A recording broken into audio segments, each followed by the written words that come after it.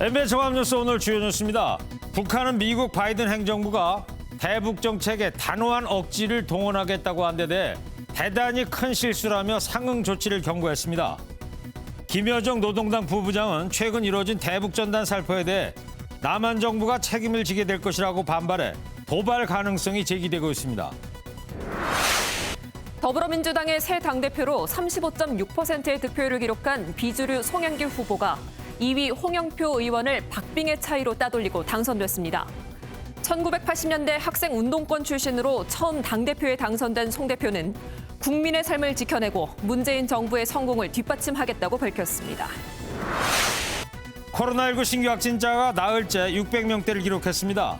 집단 감염이 이어지는 상황에서 모텔 객실을 빌려 술상을 차리고 손님을 받는 등 몰래 영업한 유흥업소가 무더기로 적발됐습니다. 친누나를 흉기로 찔러 살해하고 농수로에 유기한 20대 남동생이 구속됐습니다.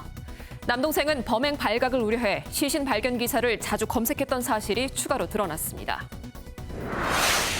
성인 65%가 백신 1차 접종을 마친 영국이 방역 관련 연구를 위해 3,000명이 노마스크로 참가한 클럽을 시범 운영했습니다.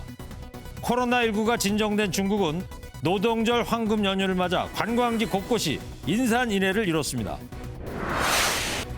강원 지역에 때늦은 5월 눈이 내려 설악산엔 20cm가 쌓였습니다. 대관령에 5월에 눈이 내린 건 34년 만입니다. 여러분 안녕하십니까? MBN 종합뉴스입니다. 북한이 오늘 동시다발적 담화 발표를 통해서 미 바이든 행정부에 대한 강한 불만을 드러냈습니다. 미국이 북핵 해결에 외교와 단호한 억지를 동원하겠다고 한 데 대해선 대단히 큰 실수라며 상응 조치를 강구하겠다고 밝혔습니다. 첫 소식 조창훈 기자입니다. 지난달 첫 의회 연설을 통해 북핵 문제를 위협으로 규정한 조 바이든 미국 대통령. We're going to be working closely with our allies to address the threats posed by both of these countries. 북핵 해법으로 일괄 타결이나 전략적 인내가 아닌 실용적 접근을 택할 거란 백악관 발표 직후 북한이 잇따라 입장을 내놓았습니다. 먼저 권정근 외무성 미국 담당국장이 미국 집권자는 지금 대단히 큰 실수를 했다며 포문을 열었습니다. 대북 정책의 근간이 선명해진 이상 상응 조치를 강구하겠다면서 시간이 흐를수록 심각한 상황에 직면할 것이라고 비난했습니다.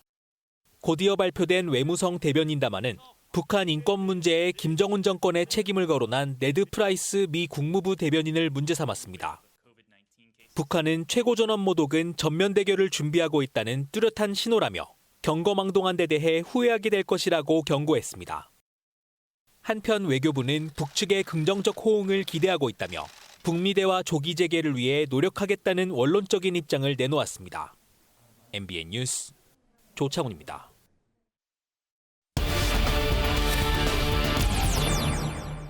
네, 북한이 이렇게 반발하는 이유가 뭔지 지금부터 외교안보팀 배준우 기자와 뉴스 추적하도록 하겠습니다.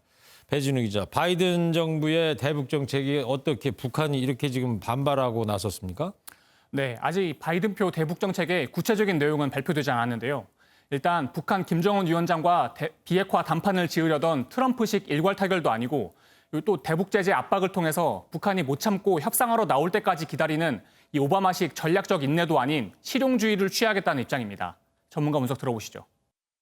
사실상 북한이 원하는 단계적 접근에 가깝다라고 판단이 되고 싱가포르 합의를 준수할 수 있다라는 얘기까지 현재 나온 거로 확인이 되고 있습니다. 네, 전문가 얘기도 지금 들어봤는데 지금 부연 설명을 해보면 어떻게 될까요? 네, 현재까지 나온 내용을 종합해보면 이 북미 간 새로운 관계 수립과 한반도 평화체제 구축, 또 완전한 비핵화를 약속한 싱가포르 합의에 기초해서 이 단계적인 협상에 나설 것으로 보입니다. 네, 바이든 정부 대북 정책을 그래서 제3의 길이다 이런 얘기도 나오고 있고 네. 김여정 노동당 부부장이 대북 전단 살포를 또 경고하고 나섰습니다. 네, 그렇습니다. 탈북민 단체인 자유북한운동연합이 지난달 25일에서 29일 사이에 이 두 차례에 걸쳐서 대북 전단 50만 장 등을 날렸다고 밝혔는데요. 네. 이 대북 전단 금지법이 시행된 후 이 대북 전단 살포가 알려진 건 이번이 처음입니다. 이 김여정 부부장은 담화를 통해서 또다시 탈북민들을 쓰레기라고 부르고 또 자신들에 대한 심각한 도발로 간주하겠다고 밝혔는데요. 그에 상응하는 행동을 검토할 것이라고 경고했는데 자신들이 어떤 결심과 행동을 하든 그 책임은 통제를 제대로 하지 않은 남한 정부가 지게 될 것이라고 언급했습니다.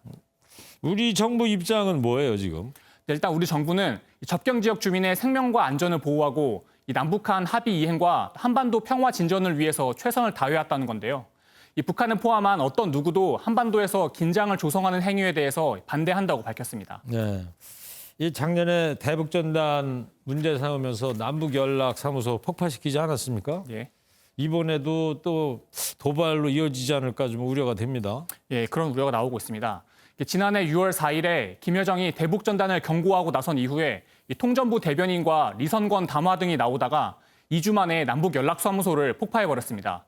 올해에는 김여정이 지난 3월 한미연합군사훈련을 문제로 삼으면서 이 조국 평화통일위원회와 금강산 국제관광국 또 9.19 남북군사합의 파기를 언급했는데요. 이 대남 대화와 선전선동을 담당하는 조평통과 또 이 금강산 관광 사업을 맡는 기관을 없애서 상징적인 타격을 가하겠다는 거죠. 네. 또 여기에 접경 지역에서 상호 적대 행위를 중지하기로 명시한 9.19 군사 합의를 파기할 수 있다고까지 말하기도 했습니다. 이 상징적인 도발을 넘어서서 금강산 지구 내 시설을 폭파하거나 또 군사 합의를 파기하고 해안포 사격 등 물리적인 도발에 나설 우려도 나옵니다. 네. 북한이 이렇게 미국과 남한에 경고를 하면서 원하는 노림수 뭐라고 봐야 될까요? 네, 결국 미국과의 협상에서 우위를 차지하기 위한 압박용 카드로 보입니다. 이 북한은 단계적인 협상을 통해서 대북 제재 해제를 원하고 있고 또 미국은 완전한 비핵화를 위한 최종 로드맵이 있어야 한다며 그동안 대립해왔는데요. 이 북한은 대화 재개를 위해선 미국이 대북 적대시 정책을 철회해야 할 것을 조건으로 내걸고 있고 또 미국이 북한 인권을 지적하는 것에도 반발하고 있습니다. 네. 또 지난 3월부터 이어진 담화 공세와 또 미사일 도발의 연장선상에서 이 미국을 압박하고 또다시 한반도의 긴장을 높여서 이 자신들의 요구를 관철하는 이 북한의 전형적인 행태라는 분석이 나옵니다. 네. 자, 이 뭐 북한이 또다시 도발에 나서서 벼랑끝 전술에 나서는 게 아닌지 좀 걱정이 되고요. 한반도 평화를 볼모로 한 벼랑끝 외교에 국민이 불안한 상황이 되지 않기를 바랍니다. 배준우 기자였습니다. 네, 다음 소식입니다. 174석 더불어민주당을 이끌 신임 당대표로 송영길 의원이 선출됐습니다. 송영길 신임 당대표는 당내 민주주의 강화에 앞장서겠다며 소통을 강조했는데요. 먼저 주진희 기자가 전해드리는 전당대회 결과를 보시고요. 송영길 신임 당대표 직접 연결하겠습니다. 더불어민주당 당대표에는 기호 2번 송영길 후보가 당선되었음을 선포합니다. 당대표 도전 3수 끝에 당선된 송영길 신임 당대표는 35.60%를 기록해 35.01%의 홍영표 의원과 불과 0.59% 차이로 가까스로 이겼습니다. 친문 지지를 받는 홍영표 의원과 막판까지 접전을 벌였지만 원내대표에 이어 당대표까지 친문이 잡는 것에 대한 견제 심리가 작용한 것으로 풀이됩니다. 무게파 비문을 내걸었던 만큼 송영길 신임 당대표의 첫 일성은 소통이었습니다. 전국의 당원 대의원들과 카톡 메신저를 통해 직접 소통하며 의견을 수렴해 나가겠습니다. 당내 민주주의를 강화해 나가겠습니다. 80년대 학생 운동권 출신으로 첫 당대표가 된 송영길 신임 당대표는 전남 고흥 출신으로 인권 변호사를 거쳐 16대 국회에 입성했으며 인천광역시장을 지냈습니다. 7명이 출사표를 던졌던 최고위원 선거에서는 김용민 의원이 최다 득표로 수석 최고위원이 됐고 이어 강병원, 백혜련, 김영배, 전예숙 의원이 당선됐습니다. 신임 당대표는 내일 오전 현충원 참배를 시작으로 본격적인 일정에 돌입합니다. MBN 뉴스 주진입니다.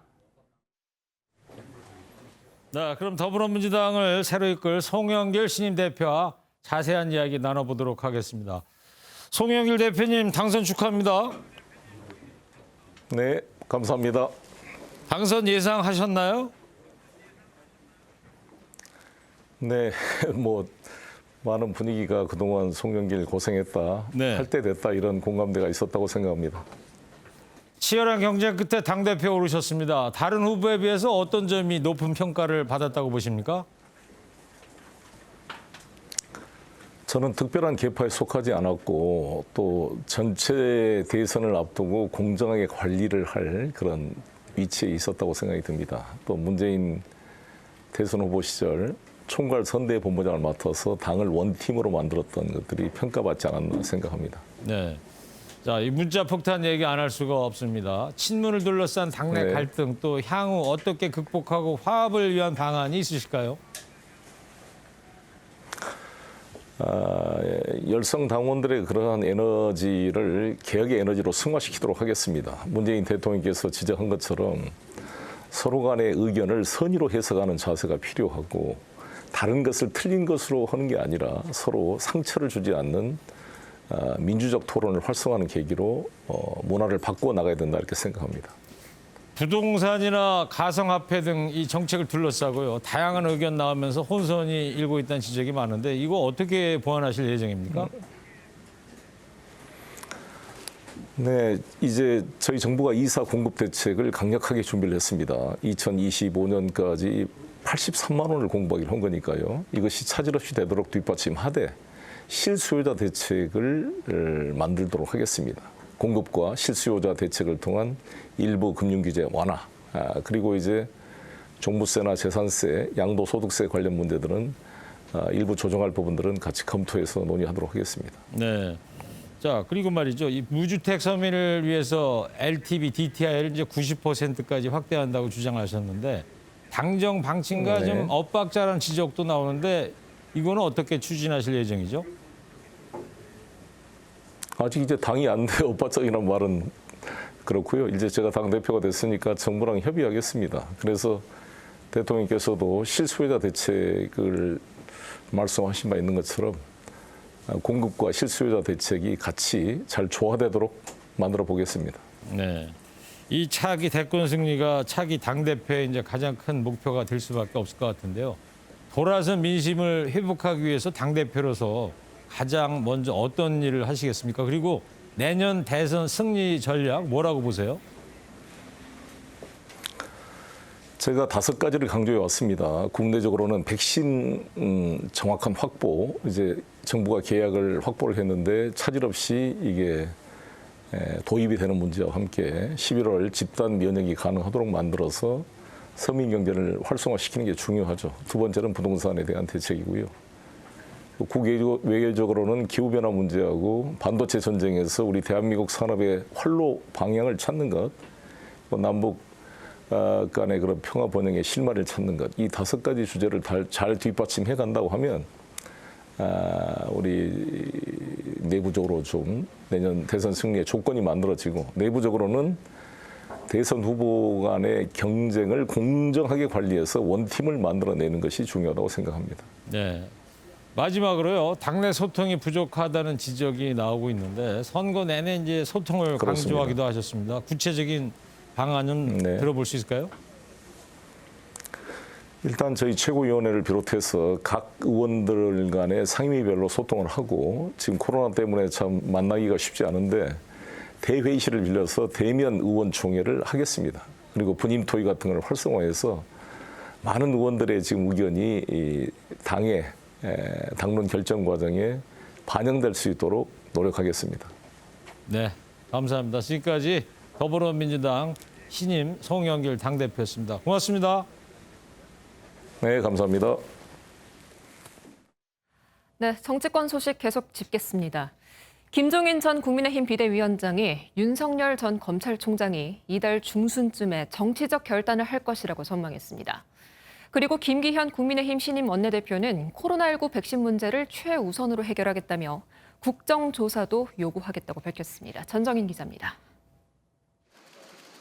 지난 3월 윤석열 전 검찰총장을 향해 별의 순간을 잡았다고 평가한 김종인 전 국민의힘 비상대책위원장.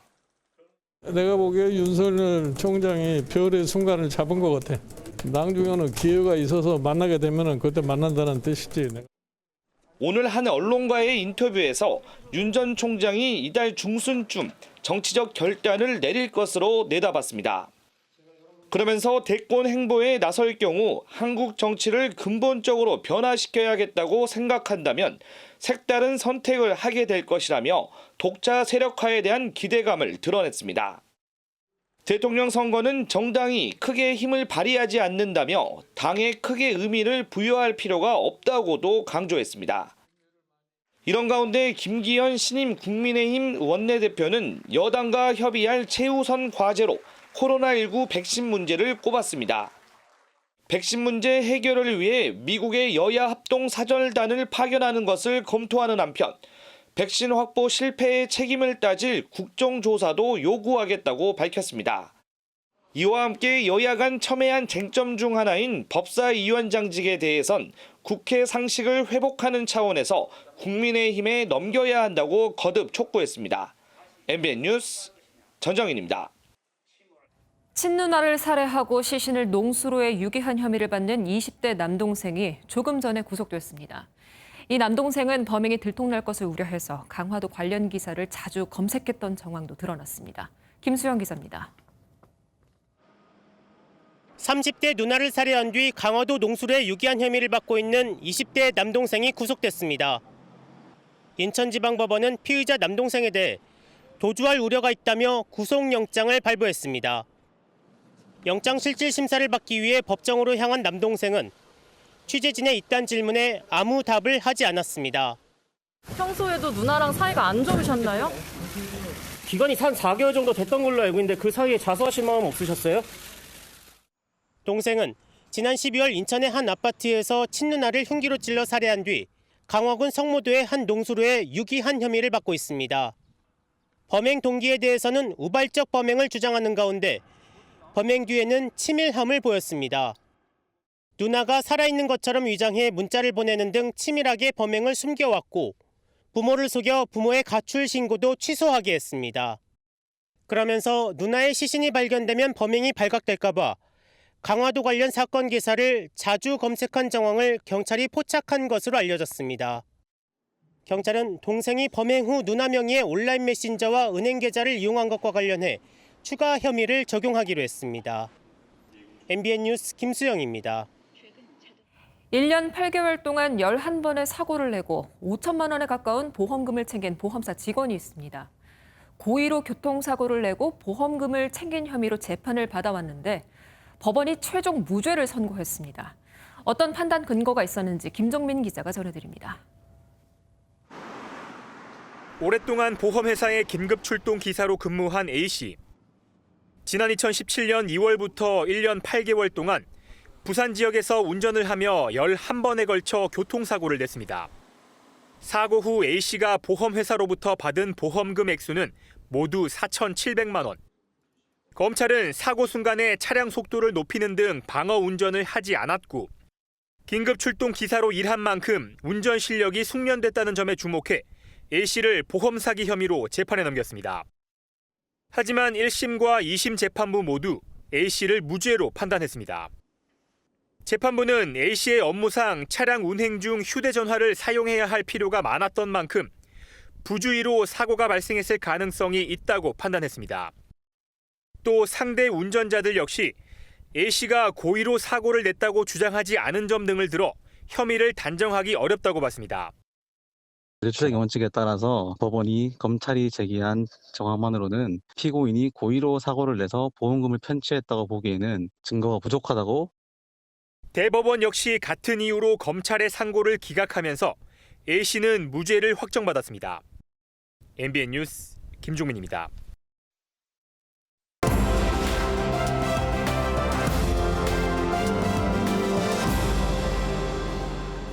화제의 키워드로 보는 픽뉴스입니다. 오늘도 사회부 민주수 기자 나왔습니다. 민 기자, 첫 번째 키워드 뭐예요? 네, 오늘 첫 번째 키워드는 용사의 폭로입니다. 무슨 군대 관련된 일인가 봐요. 어떤 이야기입니까? 네, 한 육군 병사가 풋살 경기를 하던 중에 간부로부터 폭행을 당했다 폭로한 건데요. 22사단 소속 용사라 밝힌 A씨는 상대팀 간부가 공을 뺏길 때마다 멱살을 잡고 폭언을 했다고 밝혔습니다. 급기야 공도 없이 서 있던 자신의 무릎을 가격해 골절로 6주 진단을 받았다고 합니다. 골절 6주면 상당히 큰 부상인데 해당 부대에서는 어떤 책임을 물었습니까? 네, 일단 당시 부상당한 A씨가 경기장을 벗어나자 주변에 있던 간부들은 뭘 잘했냐며 야유했다고 하는데요. 여기에 이 가해 간부는 둘이서 남자답게 해결하자라며 신고를 막으려 했다고 합니다.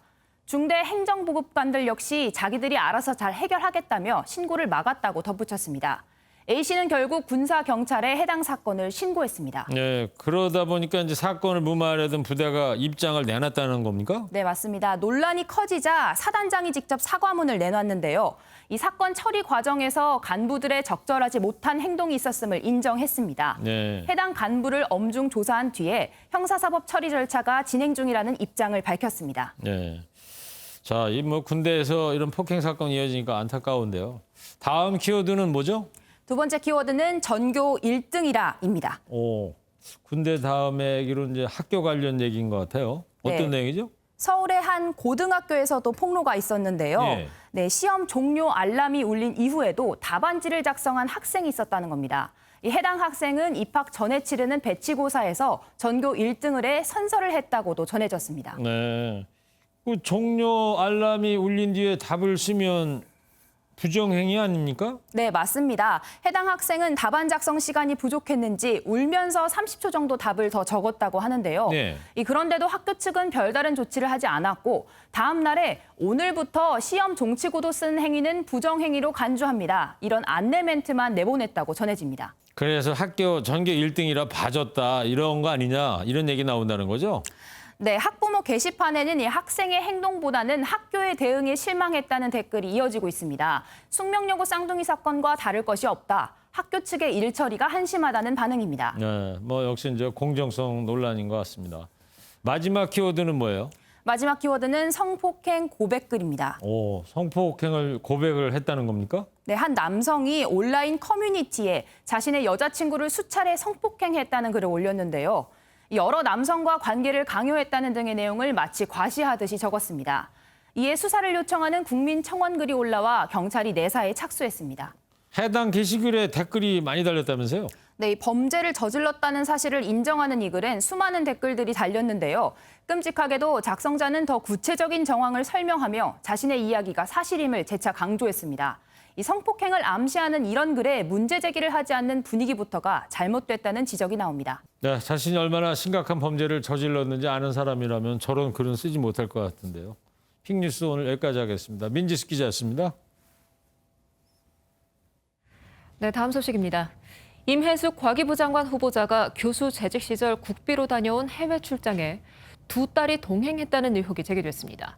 그리고 박준영 해양수산부 장관 후보자는 부인의 도자기 불법 판매 의혹에 대해 사과했습니다. 김도영 기자입니다. 임혜숙 과학기술정보통신부 장관 후보자는 이화여대 교수 재직 시절이던 최근 5년 동안 모두 6차례 해외 세미나를 다녀왔습니다. 세미나는 미국 하와이와 일본 오키나와, 스페인 바르셀로나 등에서 열렸는데 임 후보자 두 딸의 해외 출입국 기록과 일부 일치합니다. 당시 세미나 경비는 4,300만 원으로 한국연구재단에서 지원받았습니다. 국가 예산으로서 두 딸을 데리고 네 번이나 갔다는 것은 이것은 공과 사를 구분하지 못하는 사람이다. 장관 자질이 없다는 그런 얘기고요. 임 후보자는 자녀를 동반한 적은 있지만 자녀 관련 비용은 모두 개인 비용으로 지출했다고 해명했습니다. 무난한 통과가 예상됐던 박준영 해양수산부 장관 후보자도 논란에 휩싸였습니다. 박 후보자의 부인이 세관 신고를 하지 않고 들여온 도자기 등을 도소매업 허가를 받지 않은 카페에서 판매했다는 의혹 때문입니다. 박 후보자 측은 벼룩시장에서 구매한 중고 물품이라며 지난해 카페를 개업하며 불법 여부를 인지하지 못한 채 일부를 판매했다고 인정했습니다. 이어 사력 입지 못한 처신으로 불미스러운 의혹이 제기돼 송구하다고 밝혔습니다. MBN 뉴스 김도형입니다. 네, 국내 코로나 소식 짚겠습니다. 주말이라 검사 건수가 줄었음에도 나흘째 600명대 확진자가 나왔습니다. 백신도 문제입니다. 화이자 백신이 부족해서 서울과 부산에서 1차 접종을 일시 중단했고 아스트라제네카 백신도 수급이 불안정하다는 우려가 나오고 있습니다. 강대엽 기자입니다. 오늘 코로나19 신규 확진자는 606명, 나흘째 600명대에 머물러 있습니다. 평일보다 검사 건수가 절반 이하로 떨어지는 주말이지만 확산세는 여전합니다. 검사량 대비 확진자 비율인 양성률도 140일 만에 4%를 넘었습니다. 4차 대유행으로 향하는 길목에서 벗어나지 못하고 있는 건데 5월엔 가정의 달 행사와 모임이 많아 대유행이 본격화할 우려가 있습니다. 전라남도에 내일부터 일주일 동안 사회적 거리두기 개편안이 시범 적용됩니다. 하루 평균 확진자가 2.3명에 불과해 거리두기 개편안 1단계가 적용되고 6인 이하까지 사적 모임이 허용됩니다. 이런 가운데 화이자 백신에 이어 아스트라제네카 백신도 물량이 부족하다는 문제가 제기됐습니다. 지금까지 국내에 도입된 아스트라제네카 백신은 200만 6천 회분, 이 중 1차 접종에 사용되고 남은 건 17만 회분입니다. 현재 접종 속도로 보면 이틀이면 소진되는 물량인데 정부의 구체적인 공급 계획은 아직입니다. 5월 접종에 대해서는 다시 신청을 받고 접종 계획을 저희가 설명드려야 되는데 그 부분도 내일 같이 설명드리도록 하겠습니다. 상반기 백신 접종 목표는 1,200만 명. 여러 상황을 고려할 때 차질을 빚을 수 있다는 우려가 제기되지만 정부는 계획에 무리가 없다는 입장을 재차 강조했습니다. MBN 뉴스 강대엽입니다. 수도권에서 코로나19 방역 수칙을 어기고 몰래 영업을 한 유흥업소가 무더기로 적발됐습니다. 매장이 아닌 모텔 객실에서 술상을 차리고 영업을 하는가 하면 간판불을 꺼놓은 채 인증받은 손님만 비상 통로로 들여보낸 곳도 있었습니다. 그 단속 현장을 윤기란 기자가 동행 취재했습니다. 수도권 유흥가의 한 모텔. 객실로 들어가니 테이블 가득 술과 안주가 놓여 있고 옆에선 한 남성이 잠들어 있습니다. 다른 방에서도 똑같이 차려진 술상에서 남녀가 연인인 척 술을 마시다 적발됐습니다. 개인이요. 네, 알겠습니다. 유흥업소에 대한 영업이 금지되면서 매장 대신 모텔 객실을 얻어 손님을 받은 겁니다. 또 다른 방에선 고객이 쓴 객실 호수가 적힌 장부와 함께 술상에 올릴 물품이 발견됐습니다. 원래 유흥집에서 영업을 해야 하는데 지금 안 하시고 여기 와서 지금 영업을 하고 계시잖아요. 비슷한 시각, 안산의 한 유흥주점도 간판 불을 끄고 은밀히 손님을 받다가 적발됐습니다. 유흥주점 문 앞엔 이렇게 집합 금지 시설이라는 안내문이 붙어 있는데요. 문을 열고 들어가자 안에는 불이 켜져 있고 몰래 영업을 하고 있었던 걸 확인할 수 있습니다. 매장 주변마다 CCTV를 설치한 업주는 신분 확인을 거친 손님만 비상 통로로 들여보냈습니다. 저희 임대료도 내야 되고 관리비도 내야 되고 하기 때문에 그냥 집합해갖고 정부에서 주는 걸로는 해결이 안 돼요. 경기 남부 지역 유흥가에서 동시에 이루어진 단속을 통해 하루에만 28개 업소에서 210명이 적발됐습니다. 감염병 예방법 위반으로 형사 입건되면 최대 300만 원의 벌금형에 처할 수 있습니다. MBN 뉴스 윤기란입니다. 백신 접종이나 방역에 성공한 나라들은 조금씩 일상을 되찾고 있습니다. 성인 3명 중 2명이 백신을 접종한 영국은 대규모 행사 재개에 앞서서 클럽을 시범 운영했고 노동절 연휴를 맞은 중국의 관광지는 인산인해를 이뤘습니다. 이기종 기자입니다. 영국 리버풀. 클럽을 가득 메운 젊은이들이 음악에 맞춰 춤을 춥니다. 모두 마스크를 벗었고 사회적 거리 두기도 없습니다. 영국 정부가 코로나19 음성 판정을 받은 3,000명을 대상으로 문을 연 클럽입니다. It's been so long since this has happened. It really didn't feel like we'd get this again. So being like this has, been undescribable. 영국은 15개월째 클럽 영업을 금지하고 단속해왔습니다. 하지만 성인 65%가 백신 1차 접종을 마치자 대규모 행사 재개를 앞두고 방역 연구를 위해 클럽 시범 운영을 한 겁니다. 5일까지 닷새간 노동절 황금 연휴를 맞은 중국. 만리장성에 관광객들이 끝없이 이어지고 베이징 거리는 인산인해입니다. 쓰촨성 두장엔 등 명승지 곳곳에 사람들이 몰려들었습니다. 疫情之后家庭一起头一次家庭一起出游. 연휴 첫날인 1일 중국 국내 여행객은 5,600만 명으로 지난해의 2배 이상으로 늘어났고 팬데믹 이전인 2019년보다 3.8% 증가했습니다. 就包括我之前在买那个来北京的票的时候就非常难买的，就非常难体验，感觉比春运的时候都要难买这个票。 중국은 무증상자를 제외한 자국 내 확진자가 없는 것으로 집계되는 등 진정세가 이어지자 여행 규제를 대폭 완화했습니다. MBN 뉴스 이기종입니다.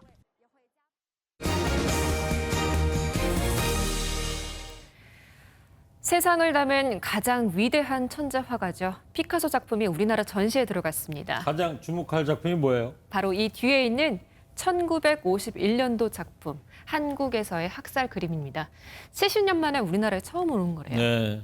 피카소 작품 제목에 이제 코리아가 들어간 특별함, 또 그의 반전과 평화, 인류애를 엿볼 수가 있네요. 맞아요. 피카소는 나는 보는 것을 그리는 것이 아니라 생각하는 것을 그린다, 이런 말을 남겼죠. 네. 92세 생애 중에 80년을 화가로 활동하면서 3만 점 이상을 남겼다고 합니다. 네. 참 열심히 사신 분입니다. 이동훈 기자가 전시회 현장을 다녀왔는데요. 피카소의 그림 세계 알아보도록 하겠습니다. 벌거벗은 여성과 어린이에게 군인들이 총을 겨눕니다. 파블로 피카소가 6.25 전쟁의 참상을 접하고 그린 한국에서의 학살이라는 작품입니다. 피카소 탄생 140주년 특별전, 그 신화 속으로를 통해 우리나라에 처음 공개됐습니다. 반전 대표작이 한국을 소재로 그렸다는 것도 의미가 있다고 생각이 듭니다. 우리 한반도의 평화를 위해서 깊이 생각해보는 시간이 될 것 같습니다. 피카소가 남긴 여인의 초상과 대표작들이 눈길을 끕니다. 전시 작품 가격만 2조 원에 달합니다. 최초로 공개되는 110작품을 오늘 보면서 정말 뜻깊다는 생각을 했고요. 굉장히 아름다운 그리고 설레는 그런 전시회가 될 거라고 기대를 합니다. 보는 위치에 따라 형태와 느낌이 묘하게 달라집니다. 추상화라고 생각하고 한 발 다가가면 한지의 질감을 발견할 수 있습니다. 5cm의 높이에서 빛의 투과성이나 반투과성의 효과가 굉장히 잘 나타나고 있거든요. 작가만의 독특한 입체, 추상 회화. 코로나19로 지친 마음을 달래줄 전시들이 봄과 함께 찾아왔습니다. MBN 뉴스 이동훈입니다. 주말 내내 강원도 산간에 이렇게 보시다시피 하얀 눈이 내렸습니다. 봄 기운이 가득했던 푸른잎과 봄꽃 위에 하얀 눈이 덮이는 절경이 펼쳐진 겁니다. 설악산에는 20cm의 눈이 쌓였고 대관령에 5월 눈이 내린 건 34년 만입니다. 5월의 설경 모습 강진우 기자가 전해드리겠습니다. 설악산 대청봉이 하얀 설국으로 변했습니다. 3일 전부터 내리기 시작한 눈은 오늘 새벽까지 최대 20cm가 쌓였습니다. 강원 산지에 22년 만에 내려진 대설주의보도 오늘 새벽에서야 해제됐습니다. 대관령에 5월 눈꽃이 핀 것은 34년 만입니다. 강원도 산에 핀 야생하와 새수는 하얀 눈 속에 포근히 안겼습니다. 전국 산을 누빈 산 사나이도 이런 경이로운 모습은 처음입니다.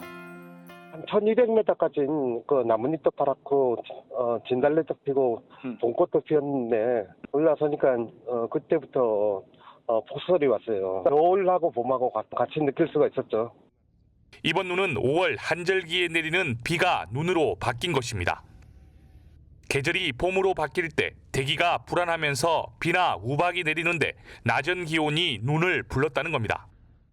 밤부터 한기가 강하게 남하면서 기온이 0도 이하로 크게 떨어진 해발고도 700m 이상 강원 산지에서 비가 눈으로 바뀌어 내리면서 기상청은 비와 눈을 동반한 한기가 동해상으로 빠져나가고 있어 산발적으로 비가 내리거나 기온이 떨어지는 곳이 있다고 예보했습니다. MBN 뉴스 강진우입니다.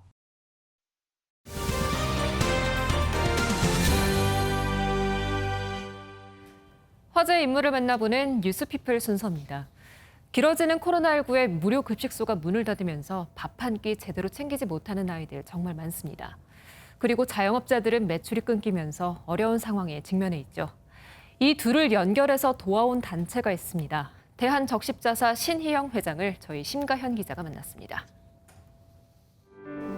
소아과 의사 출신인 신 회장이 지난 40여 년간 무엇보다 각별히 마음을 써온 건 아이들입니다.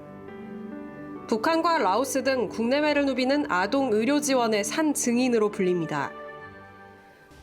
전체 어린이의 약 30% 이상이 만성 영양 결핍으로 설사 몇 번만 해도 아이들이 그냥 죽습니다. 이제 2002년부터 이제 북한에 가서 이제 북한의 어린이를 돕는 사업을 했었고요. 코로나19와 전쟁 속에서도 밥 한 끼 제대로 먹지 못하는 결식아동이 눈에 가장 밟혔다고 말합니다. 사람들이 만나는 걸 못하게 하다 보니까 무료 급식소가 거의 다 문을 닫았습니다. 그래서 이제 결식, 특히 아동들이 굉장히 문제가 됐고요. 그래서 생각해낸 게 장사가 되지 않는 소상공인들과 결식 가정을 연결해주는 황금도시락 프로젝트입니다. ARS를 통해 한 푼 두 푼 모은 기부금으로 비용을 대면 소상공인들이 도시락을 만들고 이를 적십자사가 끼니가 필요한 가정으로 직접 배달합니다. 그냥 식당 가서 그 카드를 내밀고서 밥을 사 먹는 건데 마치 얻어먹는 것 같이 되는 그런 것들을 굉장히 자존심 상해서 문제가 많이 됐었는데 배부른 한 끼와 함께 아이들의 마음도 더는 다치지 않았으면 하는 바람으로 시작한 일. 2달 동안 모두 6억 2,700여만 원이 모여 4천 가구가 넘는 결식 가정에 도시락으로 전달했습니다. 코로나가 백신을 다 맞아서 어느 정도 안정이 된다고 하더라도 저는 이 재난이 이제는 일상이 될 거라고 생각을 합니다. 그래서 이제는 어떤 아이도 자기가 먹고 싶은 음식을 제대로 먹을 수 있는 그런 사회가 되기를 기대합니다. 뉴스피플이었습니다.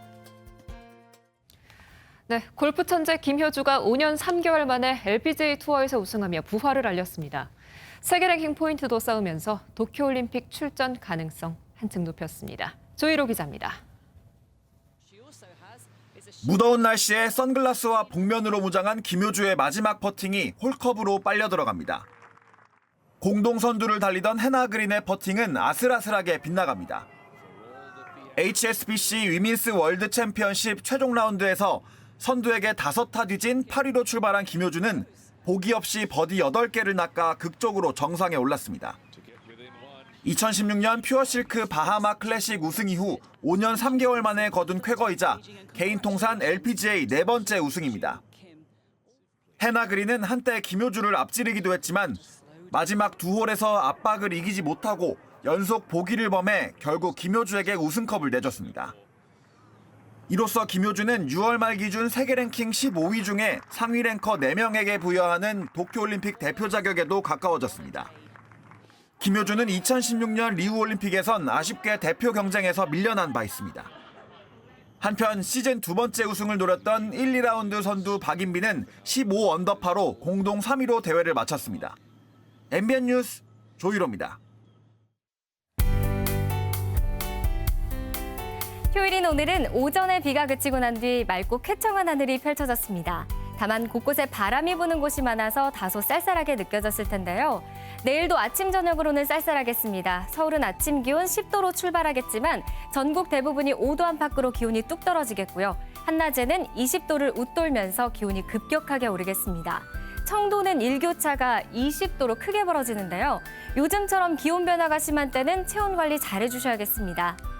대기가 습한 상태에서 밤 사이에 기온이 떨어져서 오늘 밤부터 내일 아침 사이에는 안개가 짙게 나타나겠습니다. 내륙을 중심으로 가시거리 1km 미만이 되겠고요. 특히 경기와 강원, 충청과 호남에는 가시거리 200m 미만으로 꽤나 짙게 나타나겠습니다.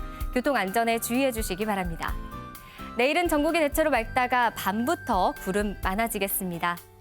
대기가 불안정한 경기 동부와 충북, 영남과 강원에는 오늘 저녁까지 5mm 안팎의 소나기가 내리는 곳이 있겠습니다. 내일도 대기질 상황은 좋습니다. 깨끗한 하늘 아래 강릉과 포항의 한낮 기온은 24도, 원주는 20도까지 오르겠습니다. 화요일에는 또 한 차례 비 소식이 있습니다. 이 비는 어린이날인 수요일 오전까지 이어지겠고요. 이후에는 맑은 날씨가 예상됩니다. 날씨였습니다. 만물이 소생하는 실록의 계절 4월이 가고 5월이 시작됐습니다. 5월은 뭐 흔히 계절의 여왕 그러잖아요. 맞아요. 우리나라 여왕하면 선덕여왕인데 한마디로 5월이 그 화려한 자태를 뽐내기 때문이겠죠. 그렇죠. 노천명의 푸른 5월이라는 시에서 유래를 찾을 수도 있다고 그래요. 자, 계절은 여왕인데요. 코로나19로 조금은 우울하기도 합니다. 미국은 백신 접종률이 높아서 디즈니랜드도 열었다고 하잖아요. 네, 우리도 좀 접종 속도를 높여서 백신의 5월이 됐으면 좋겠습니다. 네. 자, 시청자 여러분 활기찬 한 주 맞이하시기 바랍니다. 뉴스 모두 마치겠습니다. 고맙습니다.